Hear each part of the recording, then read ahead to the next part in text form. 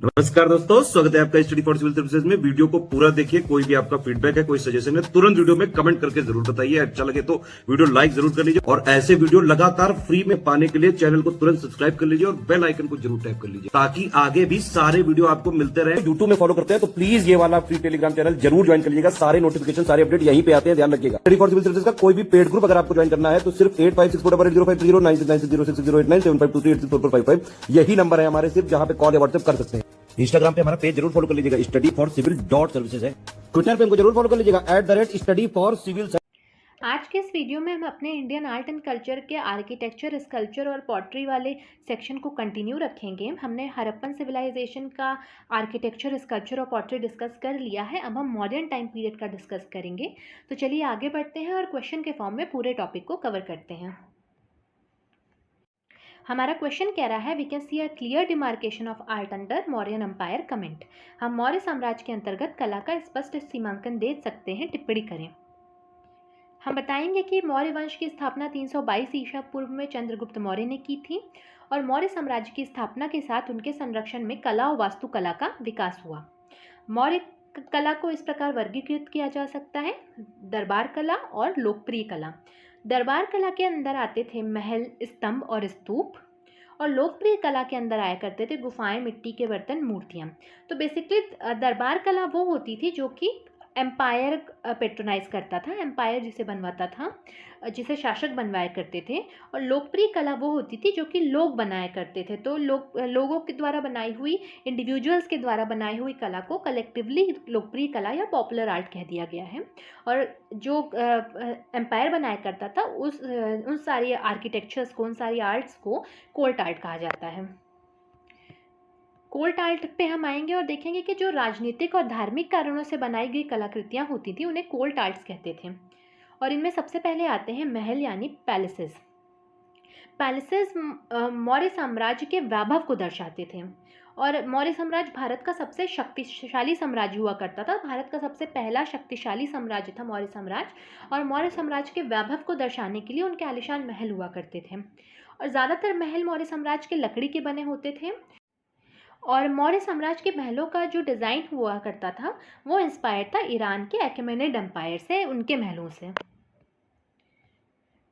फिर इन पैलेसेस को डेकोरेट किया जाता था नक्काशी और मूर्तियों के द्वारा, यानी कार्विंग्स और स्कल्पचर्स से। और मौर्य साम्राज्य के महलों का बेहतरीन उदाहरण, सबसे बेहतरीन उदाहरण हमें अशोका द्वारा बनवाया हुआ कुम्हारहर का महल देखने को मिलता है। फिर आते हैं मौर्य स्तंभ। मौर्य स्तंभों का उपयोग राज्य के प्रतीक के रूप में किया जाता था। जैसे हमारे इंडिया में आज भी अशोक के सारनाथ पिलर से लिया हुआ नेशनल एम्बलम है हमारा, उसी तरीके से उस टाइम पे भी राज्य के प्रतीक के रूप में स्तंभों का उपयोग किया जाता था, या फिर किसी इस विजय की स्मृति के रूप में किया जाता था, या फिर शाही उपदेशों का प्रचार करने के लिए किया जाता था। यानी पिलर पर इंस्क्राइब कर दिया जाता था जो भी उपदेश हुआ करता था, जो भी राजा अपनी बात कहना चाहता था, और वो उस पर इंस्क्राइब रहती थी ताकि लोग उसे पढ़ सकें। और आमतौर पे जो पिलर्स हुआ करते थे ये चुनार बलुआ पत्थर से बने होते थे और ये 4 भाग हुआ करते थे एक पर्टिकुलर पिलर के। सबसे पहला भाग हुआ करता था मोनोलिथ्स, यानी कि एक एकल पत्थर से बना हुआ एक शाफ्ट, यानी पूरा का पूरा एक मोनोलिथ से बना हुआ ये पिलर होता था। और इस पे कैपिटल या तो कमल या घंटी के आकार का होता था। यहाँ पे कैपिटल होता था कमल या घंटी के आकार का। और इसका आधार एबेकस हुआ करता था और एबेकस के ऊपर आपको किसी जानवर की प्रतिमा देखने को मिलती है। जैसे कि हमारा जो नेशनल एम्बलम है वो अशोका के सारनाथ स्तंभ से लिया गया है, उसी के एबेकस के ऊपर ये बना हुआ है। और उदाहरण सबसे फेमस है लौरिया नंदनगढ़ का स्तंभ जो कि चंपारण में है, और सारनाथ स्तंभ जो कि वाराणसी में है। मॉडर्न पिलर के सबसे फाइनेस्ट एग्जाम्पल्स में से एक है। फिर उसके बाद स्तूप आते हैं। तो जब मौर्यन एम्पायर आया उसी टाइम पे 4th सेंचुरी BC में आपको देखने को मिलता है कि जैनिज़्म और बुद्धिज़्म राइज कर रहा था। और मौर्यन एम्पायर अशोका ने बुद्धिज़्म को पेट्रोनाइज़ किया। तो इसी टाइम पे इन्होंने स्तूप्स बनवाए, बुद्धिस्ट स्तूप्स इस टाइम पे काफ़ी ज़्यादा बने और सबसे ज़्यादा बुद्धिस्ट स्तूप बने हैं अशोक के टाइम पे। स्तूप हुआ क्या करते थे, ये टीले हुआ करते थे जिनके अंदर मृतकों के अवशेष रखे होते थे, उनके राख रखी होती थी।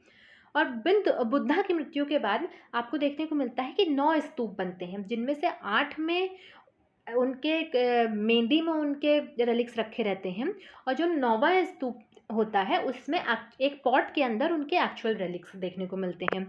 तो बुद्ध की मृत्यु के बाद बने थे स्तूप वो कौन कौन से थे? राजगृह, वैशाली, कपिलवस्तु, अलकप्पा, रामग्राम, वेटपीड़ा, पावा, कुशीनगर और पिपलीवन। ये 9 जगह है, ये 9 नाम आपको बहुत अच्छे से याद रखने हैं। और 8 स्तूप में उनकी मेधी में बुद्ध के अवशेष रखे गए थे। जैसे मैंने बताया 9वें के पास एक बर्तन में यानी एक पॉट में एक्चुअल उनके रेलिक्स हुआ करते थे, जो 9th स्तूप था उसमें। और स्तूप के मुख्य भाग का निर्माण बिना पकी हुई ईंटों से यानी कि अनबर्न्ड ब्रिक से किया जाता था। जो स्तूप का जो अंदर का मेन पार्ट होता था और जो बाहर का पार्ट हुआ करता था वो बर्न्ड ब्रिक से, पकी हुई ईंटों से बनाया जाता था। तो अच्छा, आपको इन 9 में से कौन से स्तूप में, किस जगह के स्तूप में बुद्धा के एक्चुअल रेलिक्स रखे हुए हैं, ये कमेंट सेक्शन में बताना है। और अगर हम स्तूप की बात करें तो सबसे फेमस स्तूप हमें सांची स्तूप एमपी में देखने को मिलेगा, और फिर यूपी के पिपराहवा में स्तूप जो है वो सबसे पुराना स्तूप है। अब हम पॉपुलर आर्ट पर आए, उससे पहले मैं आपको इन्फॉर्मेशन देना चाहती हूँ कि स्टडी फॉर सिविल सर्विसेज के पेड ग्रुप्स स्टार्ट हैं यूपीपीएससी प्रीलिम्स और मेंस 2022 के लिए। आप नीचे दिए गए नंबर पर कांटेक्ट करके इन पेड ग्रुप्स को ज्वाइन कर सकते हैं। इन सारे वीडियोस की पीडीएफ आपको यहाँ प्रोवाइड की जाएगी। इसके साथ ही साथ आपका सारा सिलेबस कवर होगा, और भी पीडीएफ्स आपको प्रोवाइड की जाएंगी, और आपको मेंस आंसर राइटिंग प्रैक्टिस भी कराई जाएगी। आपके आंसर्स को रिव्यू भी किया जाएगा, 1-to-1 गाइडेंस मिलेगी आपको। तो आपकी प्रिपरेशन को एक नई गाइडेंस मिल जाएगी, आपकी प्रिपरेशन बहुत स्ट्रांग हो जाएगी। नीचे दिए गए नंबर पर कॉन्टैक्ट करें और ग्रुप्स को ज़रूर ज्वाइन करें। तो इसके बाद हम आते हैं पॉपुलर आर्ट के ऊपर। और पॉपुलर आर्ट जो थी वो उसे रॉयल पैट्रोनेज के अलावा यानी कि शाही संरक्षण के अलावा जो अन्य लोग बनाते थे यानी कलाकार बनाते थे, इन्हें कुल मिलाकर के कलेक्टिवली इन्हें लोकप्रिय कला या पॉपुलर आर्ट कहा जाता था। पॉपुलर आर्ट में सबसे पहली आर्ट हमें मिलती है केव आर्किटेक्चर, यानी गुफाओं का जो आर्किटेक्चर होता था वो।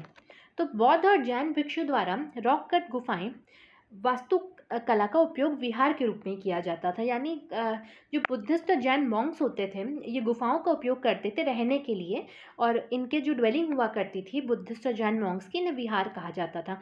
चैत्य और विहार हमने पढ़े हुए हैं। चैत्य इनके पूजा स्थल हुआ करते थे मॉन्क्स के, और विहार होते थे जहाँ ये रहा करते थे। तो ये गुफाओं को विहारों के रूप में यूज़ करते थे।